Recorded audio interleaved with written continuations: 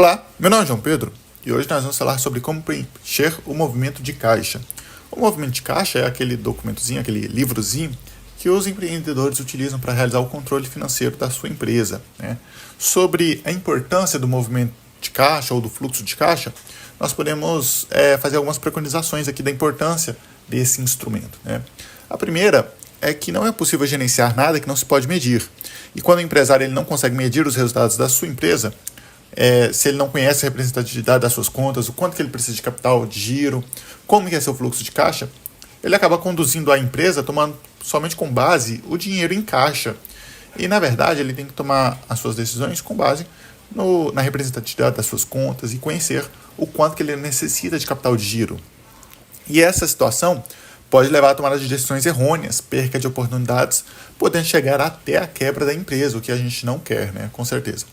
E o controle de caixa, ele deve ser um dos primeiros controles a ser feitos em uma empresa, principalmente nas empresas menores, a título de conhecimento das representatividades das suas contas, dentre outras informações importantíssimas, até chegando à previsão dos fluxos de caixa futuros da empresa. Sobre o registro das informações. O registro das informações deve ser feito no movimento de caixa de forma diária, tanto das entradas quanto das saídas, né?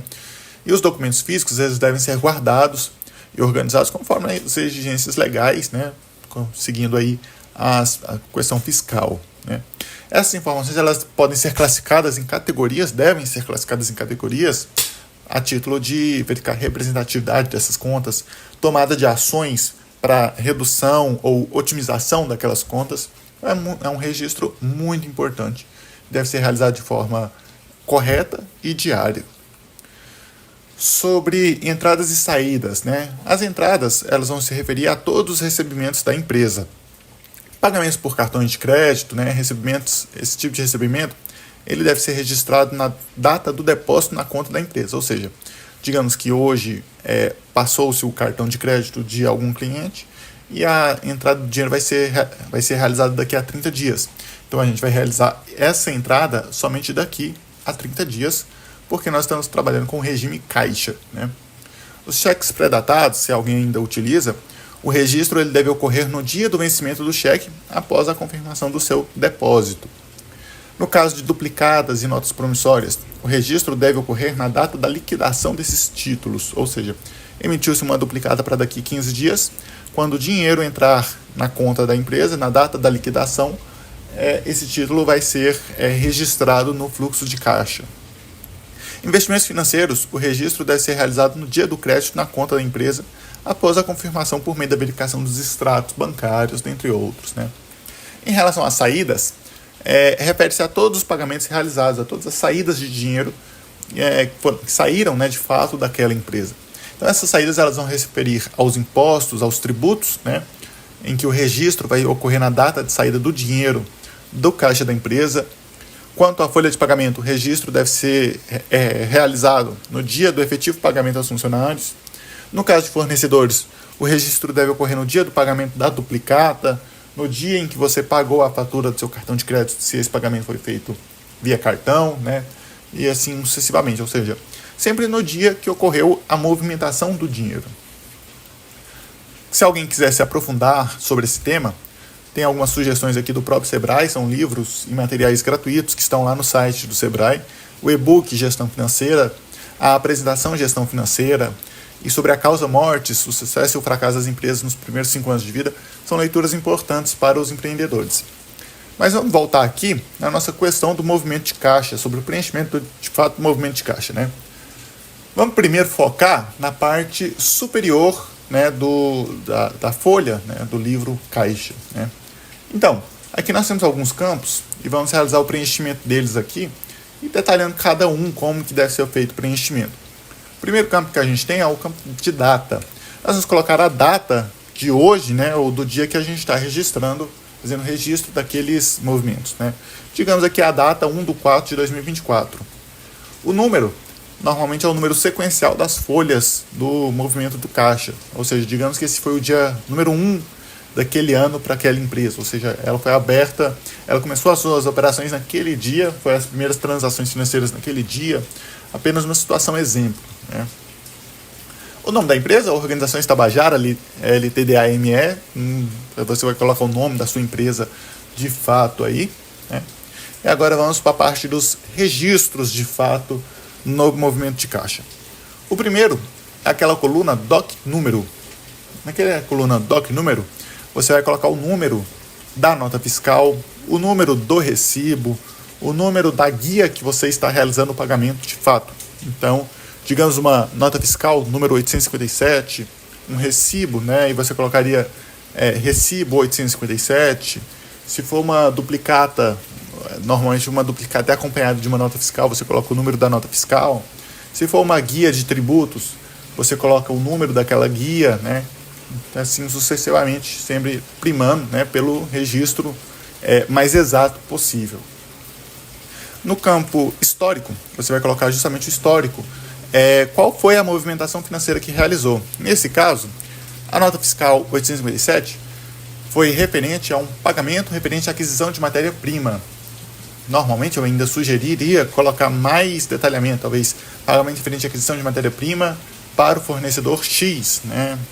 Assim, né? Seria mais detalhado possível, que permita você saber sobre o que aquele histórico está falando, né? O máximo de informações possível você coloca nesse campo histórico. E no campo entradas ou saídas, como foi um pagamento que a empresa realizou, a gente vai registrar na coluna saída e o valor dessa nota fiscal, que foi R$500 nessa situação exemplo.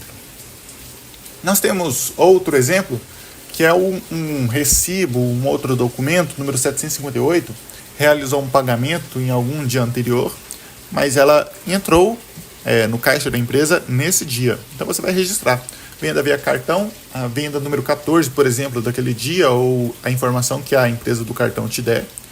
E aí você coloca o registro, né, o dia que foi realizada essa venda, seria interessante colocar. É sempre o mais detalhado, com as informações que mais são importantes para você, né? E esse registro, como foi uma venda da empresa, né, então a gente vai registrar como uma entrada, R$550. E assim você vai fazer o registro de todas as suas movimentações caixa, né? Pagamentos, recebimentos, chegou o fim do dia, você registra tudo aquilo. No dia seguinte, se possível, assim que chegar, verifica o extrato do dia anterior. Então, muito importante realizar esse registro preciso, né? Temos uma coisa importante aqui, é que o registro ocorre somente quando houver a efetiva movimentação no caixa da empresa. Não houve movimentação no caixa da empresa, você não realiza o registro no movimento de caixa. Agora vamos para a parte inferior desse movimento de caixa, né? Mas nós vamos colocar aqui as duas partes, né? Para a gente fazer esse preenchimento dessa parte inferior aqui do movimento de caixa. Realizamos todos os registros, vamos fechar o nosso caixa naquele dia, né? Nós vamos somar todas as entradas e fazer o registro, vamos somar todas as saídas e fazer o registro. E com isso, nós vamos apurar também o saldo anterior. Nesse caso dessa empresa foi R$0. E nós vamos calcular o saldo atual. O saldo atual é igual o total das entradas menos o total das saídas mais o saldo anterior. Então, nós vamos ter como saldo atual aqui os R$50, né? Que é R$550, que foi o total de entrada, menos R$500, que é o total das saídas, sobrou R$50. Mais o saldo anterior, que foi R$0. Então, nós ficamos com um saldo positivo aí de R$50. Nós vamos fazer as somas para a conferência, que é a soma das duas colunas. No caso, 550 mais 0 é igual a 550. E do outro lado, 500 mais 50 é igual a 550. Esses dois valores, essas duas somas para a conferência, elas devem ser iguais, justamente mostrando que você fechou seu caixa da forma correta. Vai colocar o nome da pessoa que fechou aquele caixa, né? O João, no caso, e o visto dessa pessoa. Também você pode preencher o detalhamento do saldo, né? Se isso for importante para você. O saldo total em dinheiro daquele dia, o saldo total em cheques daquele dia e o saldo, né, total daquele dia. E é assim, pessoal, que a gente consegue preencher o movimento de caixa, esse importante instrumento para as empresas, né? Principalmente as empresas menores que vão fazer esse preenchimento ou de uma forma manual ou utilizando uma planilha bem simplificada no Excel. E aqui são alguns vídeos recomendados e espero vocês nos nossos próximos vídeos, nas nossas próximas aulas.